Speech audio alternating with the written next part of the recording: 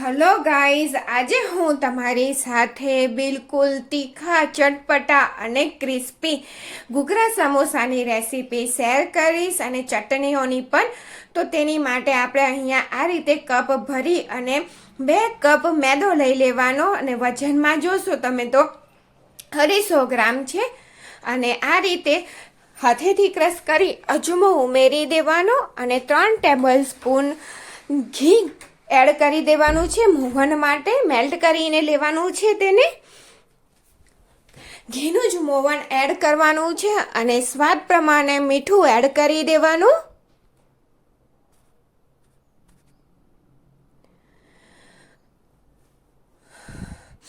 અને half teaspoon જેટલો લીંબુનો રસ એડ કરવાનો છે. ઘી અને લીંબુના રસને લીધે આપણા ઘૂઘરાનું પણ બિલકુલ ખસ્તા ક્રિસ્પી તૈયાર થશે અને કલર પણ સરસ આવશે.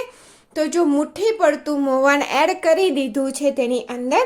અને અહીંયા મેં ફ્રીજનું ઠંડુ પાણી લોટ બાંધવા માટે એડ કર્યું છે. આ ટીપ છે, તમારે ધ્યાન રાખવાનું કે ઠંડુ પાણી જ આપણે ઠંડા પાણીથી જ લોટ બાંધવાનો છે. અને લોટ પૂરીનો લોટ જે રીતનો આપણે કઠ્ઠન બાંધીએ છીએ તે જ રીતનો કઠ્ઠન લોટ બાંધી અને તૈયાર કરી દેવાનો છે. ત્યાર પછી આપણે તેને ભીના રૂમાલ કે કકડાથી ઢાંકી અને 15-20 મિનિટ માટેનો રેસ્ટ આપી દેવાનો છે. ત્યાં સુધી આપણે બટાકાનું સ્ટફિંગ તૈયાર કરી લઈએ. તો અહીંયા મેં 6 નંગ મીડિયમ સાઇઝના 6 બટાકાને બાફીને લઈ લીધા અને આ રીતે મેશ કરી દીધા. તેની અંદર 1/4 કપ બાફેલા વટાણા એડ કર્યા છે. મેં તાજા જ લીધા છે, તમે ફ્રોઝન પણ યુઝ કરી શકો છો. હાફ કપ ધાણા ઉમેરી દેવાના અને 1 ટીસ્પૂન આદુની મરચાંની પેસ્ટ અને 1 ટીસ્પૂન આદુની પેસ્ટ. તીખાશ તમારે જોઈતી હોય તો વધારી દેવાની. 1 ટીસ્પૂન સંચર પાવડર ઉમેર્યું છે એટલે મીઠું થોડું ધ્યાનથી તમારે ઉમેરી દેવાનું. અને 1 ટીસ્પૂન લાલ મરચું પાવડર, 1/4 ટીસ્પૂન હળદર, 1 ટીસ્પૂન ગરમ મસાલો,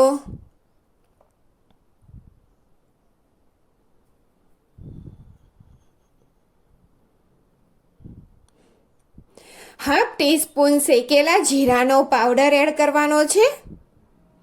અને ચટપટો ટેસ્ટ આવે તેટલા માટે 1 ટીસ્પૂન આમચૂર પાવડર એડ કરવાનો છે. જો આમચૂર તમારી જોડે ના હોય તો તેની જગ્યાએ તમે ચાટ મસાલો પણ એડ કરી શકો છો. બધી વસ્તુને સરસ રીતે મિક્સ કરી દેવાનું છે.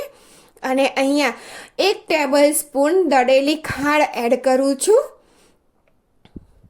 બધી વસ્તુને સરસ રીતે મિક્સ કરી અને બટાકાનો માવો આપણો તૈયાર થઈ ગયો છે. તો હાથમાં થોડો લુવો લઈ આ રીતે મસળી અને તેનો એક રોલ શેપ આપી દેવાનો છે, જેથી આપણે જ્યારે સમોસાને ભરીએ ને ત્યારે આપણને અંદર માવો ભરવામાં તકલીફ ના પડે. તો આ રીતનું રોલ તૈયાર થઈ ગયો છે.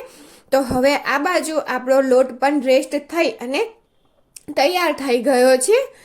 તો તેની માટે આપણે લોટને પહેલાં થોડો મસળી લઈશું. ત્યાર પછી તેમાંથી થોડો લુવો લઈ લઈશું અને એક મોટી રોટલી વણી લેવાની છે. અને બીજા લોટને આ રીતે ઢાંકીને મૂકી દેવાનો છે, જેથી તે સુકાઈ ના જાય. તો અહીંયા મેં મોટી રોટલી વણી લીધી છે. તમારી પાસે નાની ડીશ કે આ રીતનો નાનો ડબ્બો હોય તેનાથી આપણે ગોલ રાઉન્ડ કરી લેવાના છે અને નાનો જ લેવાનો છે. તો જુઓ, વધારાનો લોટ આપણે અહીંયાથી કાઢી લઈશું અને એક સાથે આપણી જોડે 6 શીટ તૈયાર થઈ ગઈ છે.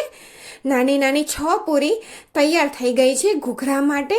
તો પૂરીને લઈ લીધી છે મેં અને તેની ઉપર ધારો ઉપર પાણી લગાવી દેવાનું, એટલે તેને આપણે સીલ કરીએ તો બરાબર રીતે તે સીલ થઈ જાય. અને જે રોલ તૈયાર કર્યો છે બટાકાનો તેને આ રીતે સેન્ટરમાં રાખી દેવાનો છે.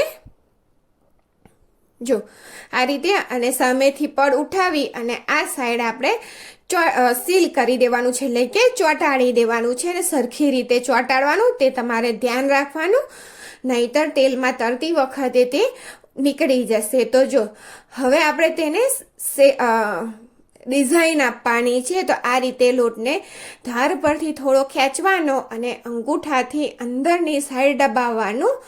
આ રીતે ફરી તે જ રીતે ખેંચવાનું અને દબાવવાનું. એનાથી સરસ રીતે આપણી ડિઝાઇન કોંગરીની ડિઝાઇન બની અને તૈયાર થઈ જશે ઘૂઘરામાં. અને જો ઘૂઘરા સમોસાની રેસીપી તમને ગમે તો મારી ચેનલને લાઈક, શેર અને સબસ્ક્રાઈબ કરવાનું ભૂલતા નહીં. તો આ રીતે જો બધી આખા ઘૂઘરાને આ જ રીતે ડિઝાઇન આપી દેવાની છે. અને જનરલી બહાર લારી પર મળતા જે ઘૂઘરા હોય છે તે મેદાથી જ બનતા હોય છે, એટલે મેદો આરામથી ખેંચાઈ જશે. તો જો અહીંયા સરસ રીતે તેને મેં વાળી દીધો છે, તેલ ગરમ થવા રાખી દીધું છે અને ટુકડો નાખીએ તો તે તરત ઉપર આવી જાય છે. અને સમોસા તળતી વખતે તમારે ધ્યાન રાખવાનું છે કે ગેસની ફ્લેમ મીડિયમ ટુ હાઈ રાખવાની છે. વધારે લો નથી રાખવાની અને હાઈ પણ નથી રાખવાની. અને સમોસાને ઉમેર્યા પછી તેને પલટાવવાની બિલકુલ જલ્દી કરવાની નથી. થોડા થાય ત્યાર પછી આપણે તેને પલટાવવાના છે. તો મેં બધા સમોસા ઉમેરી દીધા છે જેટલા તેલમાં માવ્યા. પછી આ રીતે આપણે તેને ચમચીથી પલટાવવાના છે ધીરે રહીને. અને આ રીતે આપણે જ્યાં સુધી તેનો ગોલ્ડન બહારના જેવો સમોસાનો કલર ના આવી જાય ત્યાં સુધી તેને તળી લેવાના. અને જો ઢગલા બંધ સમોસા આપણા ઘરે બની અને મિનિટોમાં તૈયાર થઈ ગયા છે અને બિલકુલ હેલ્ધી અને ચોખ્ખા સમોસા, ઘૂઘરા સમોસા બની અને તૈયાર થઈ ગયા છે. તો ચટણીઓ બનાવી દઈએ હવે આપણે. તો મિક્સરનો કપ લીધો છે, તેની અંદર 1/4 કપ શેકેલા સિંગદાણા ઉમેર્યા છે. 1 લીલા મરચાંને ટુકડા કરીને ઉમેરવાના. સ્વાદ પ્રમાણે થોડું મીઠું, 1/4 ટીસ્પૂન જેટલી હળદર, 2 પિંચ જેટલી હિંગ, 1 ટીસ્પૂન જેટલું તેલ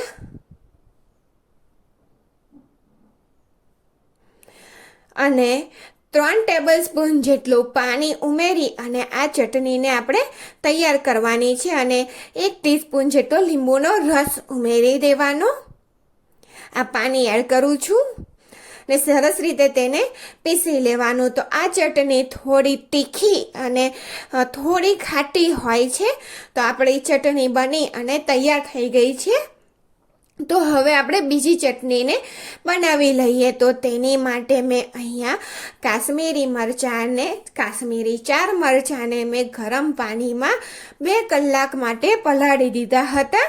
તેને મિક્સર જારમાં લઈ લઈએ. અને આ પાણીનો યુઝ આપણે કરવાનો નથી, તેમાં તીખાશ રહેલી હોય છે. અને તેની સાથે આપણે અહીંયા મેં 25 કળી નાની લસણ લીધું છે. જો તમારી પાસે મોટું હોય તો ઓછી લેવાની.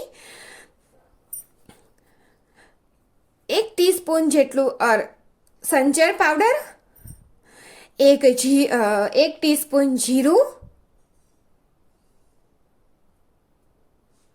ને બિલકુલ થોડુંક અમથું જ મીઠું. સંચર ઉમેર્યું છે એટલે મીઠું ધ્યાનથી ઉમેરવાનું. અને થોડું પાણી ઉમેરી દેવાનું, 3 ટેબલસ્પૂન જેવું. તો જો ચટણી પીસાઈ અને તૈયાર થઈ ગઈ છે. તો હવે ખાટી મીઠી ચટણી બનાવી લઈએ. તો અહીંયા મેં 1 કપ આમલીનું પાણી લીધું છે. લીંબુ જેટલા સાઈઝની આમલીના ટુકડાને મેં પલાળી અને તેમાંથી મેં આ રીતનું પાણી કાઢી લીધું હતું. અને તેની સાથે અહીંયા મેં 3/4 કપ ગોળ ઉમેર્યો છે. 1 ટીસ્પૂન લાલ મરચું પાવડર, થોડુંક અમથું મીઠું, 1/2 ટીસ્પૂન શેકેલા જીરાનો પાવડર અને 1/2 ટીસ્પૂન સંચર પાવડર અને 1 ટીસ્પૂન વલિયાળી લીધી છે. જો તમારી પાસે પાવડર હોય તો તમારે પાવડર ઉમેરવાનો, પણ મારી પાસે પાવડર નહોતો તો મેં આખી ઉમેરી છે. અને તેને ગોળ મેલ્ટ થાય ત્યાં સુધી સરસ રીતે ચટણીને થવા દેવાની છે. તો તમે જોઈ શકો છો કે ચટણી સરસ રીતે મેલ્ટ થઈ અને થીક પણ થઈ ગઈ છે. તો ચટણી થઈ ગઈ છે. હવે આપણે સ્ટોલ લગાવવા માટે બધા ઇન્ગ્રીડિયન્ટ્સ તૈયાર થઈ ગયા છે. તો હવે આપણે ઘરના બધા સભ્યોને સર્વ કરી દઈએ. તો સમોસાને એક પ્લેટમાં લઈ લીધું, તેને વેલણથી આ રીતે તોડી લેવાનું થોડું વધારે, એટલે તેની અંદર ચટણી બધી 3 જાતની આપણી ચટણી, સેવ, અને જો તમને ડુંગળી ભાવતી હોય એમાં તો તમે ડુંગળી પણ ઝીણી કટ કરીને ઉમેરી શકો છો. તો તીખી ચટણી, લાલ ચટણી અને લસણની ચટણી, 3 ચટણીઓને આપણે તેની અંદર એડ કરી દેવાની છે આ રીતે. તો આપણો સ્ટોલ તૈયાર છે. તો હું બાળકોને અને હસબન્ડને સર્વ કરી દઉં. તો રેસીપી તમને કેવી લાગે એ તમે જરૂરથી કમેન્ટમાં જણાવજો. તો ઝીણી સેવ એડ કરી દઈએ આ રીતે, અને લાઈક, શેર અને સબસ્ક્રાઈબ જરૂરથી તમે કરી દેજો. તો થેન્ક યુ ફોર વોચિંગ.